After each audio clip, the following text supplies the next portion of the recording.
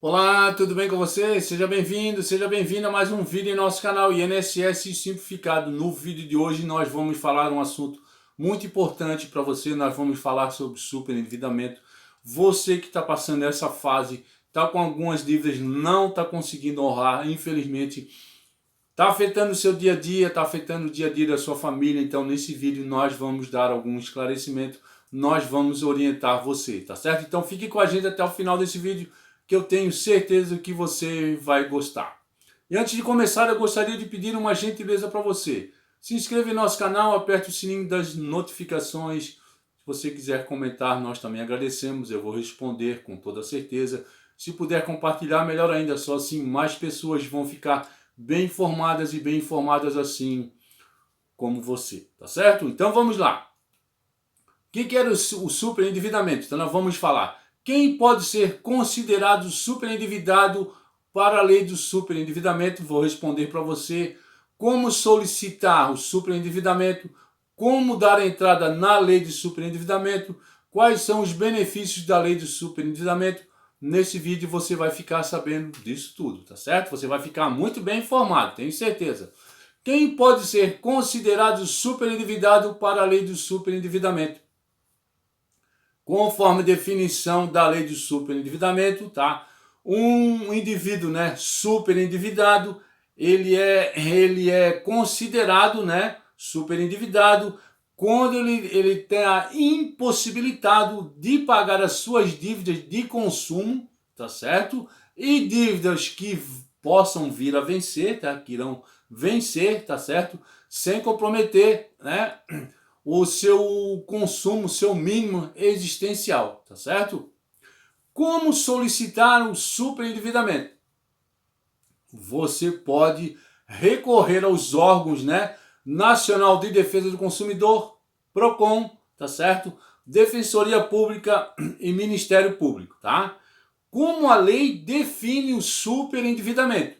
É uma lei de 2021, a lei 14.181, ela é conhecida como a lei do superendividamento, tá certo? Essa lei, ela fez algumas alterações, né, no Código de Defesa do Consumidor, com a função de ajudar tais consumidores, né, gerando transparência na tomada de crédito, tá? Educação financeira, né, que é conscientização para o consumo com responsabilidade, possibilidade de recuperação financeira, e o mais esperado, né, facilitação no processo de renegociação de dívidas. Ela define o superendividamento como a impossibilidade manifesta de o consumidor, né, pessoa natural de boa fé, tá, pagar a totalidade de suas dívidas de consumo exigíveis, né, e dívidas que irão vencer sem comprometer, né, o seu mínimo existencial, tá certo? Nos termos da regulamentação. Então essa é a definição, né, da lei 14.181, tá? Quais são os princípios da lei do superendividamento? A lei do superendividamento, ela traz como premissa de dignidade de uma pessoa de boa fé, não pode ser amedrontada, tá certo? Em momento de negociação de dívidas contraídas, notadamente quando se trata de dívida de valor extremado, né?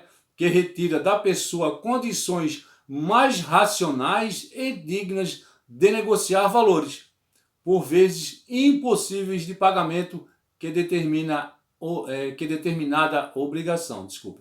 Quais são os benefícios da lei do superendividamento? A grande vantagem é a renegociação das dívidas em bloco. O que quer dizer isso? Isso significa que uma pessoa superendividada, né, pode reunir, né, todos os credores, todas as suas dívidas numa vez só, tá certo? Para elaborar um plano de pagamento.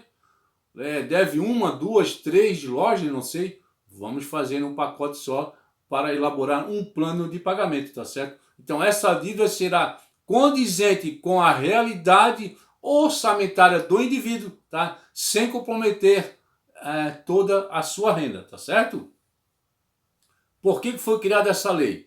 Essa lei está em vigor desde julho de 2021, a lei 14.181. é conhecida como a lei do superendividamento. Ela aumenta a proteção do consumidor com muitas dívidas, né? E cria um mecanismo para conter assédio por parte das instituições financeiras. Com certeza, você que está passando por essa fase já recebeu inúmeras ligações, já recebeu cartas, né? Então, essa lei ela foi feita para proteger você por esses abusos que às vezes acontecem, tá certo? Como você vai dar entrada na lei de superfaturamento, endividamento, desculpe. Para você poder, né, usufruir desses benefícios da lei, o consumidor superendividado tem que preencher alguns requisitos essenciais, como insuficiência de renda, lógico, né? Ele deve estar devendo de boa fé, ou seja, em razão da sua renda ser inferior ao que acumulou, né, em dívida, tá certo? As dívidas devem ser decorrentes das relações de consumo comum, não podendo incluir consumos luxuosos, tá certo? De alto valor. E em hipótese alguma, as dívidas devem decorrer de má fé, né? Ou seja, dívidas contraídas com intuito fraudulento. Então, a frase já diz tudo, né? São dívidas que você contraiu através de contratos, você foi em loja e tudo, que isso causou todo esse problema para você. Então, essa lei, ela está sendo benéfica para você. Ela foi criada para ajudar você a pagar essas dívidas, né? A organizar, para ajudar você a fazer o pagamento, tá certo? O que previu a lei de superendividamento sobre os contratos, né, de consumo? A lei traz como intenção proteger os consumidores que não conseguem mais pagar suas dívidas com os recursos que possuem, tá certo? Com a pandemia, né, o desemprego, queda de faturamento, as entradas das pessoas físicas caíram drasticamente, né? Faltou dinheiro, as pessoas ficaram desempregadas, então isso acarretou muitas impossibilidades de você honrar os pagamentos, né? Então afetou muita gente, tá certo? O consumidor superendividado, ele pode reunir todos os credores, né?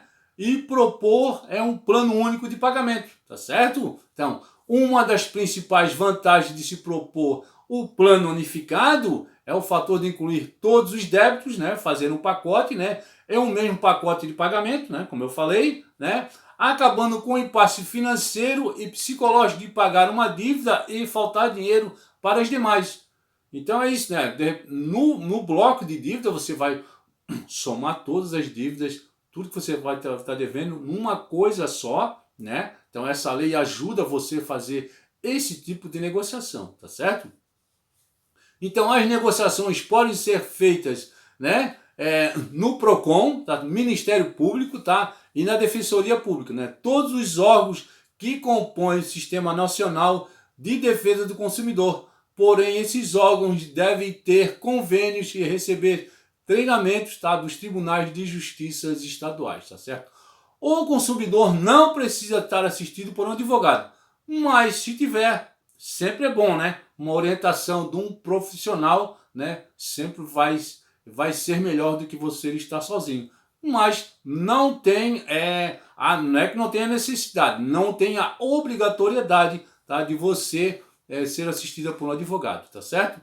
O pedido de renegociação é considerado por alguns uma espécie de recuperação judicial de pessoa física. Deve conter um plano detalhado com informações sobre todos os credores, dívidas e, claro, a renda familiar, né? Uma vez que o parcelamento ele levará em conta essa renda para serem apurados valores possíveis a serem pagos mensalmente sem prejuízo do sustento, né, do devedor, tá certo? E de forma a ser viável ao pagamento. Então, faz um pacote, né, soma-se as dívidas e também tem que saber a renda da pessoa que está devendo, tá certo? Para fazer, né, uma negociação onde o credor, né, ou a pessoa que está devendo, ela possa pagar, tá certo? O prazo legal para o pagamento é de até 5 anos, né? E a renda familiar só pode ser comprometida em média até 35%. Então vou repetir. O prazo legal para pagamento é de até 5 anos, tá certo? E a renda familiar só pode ser comprometida em média 35%, tá, do que você recebe para pagar as suas dívidas, tá certo?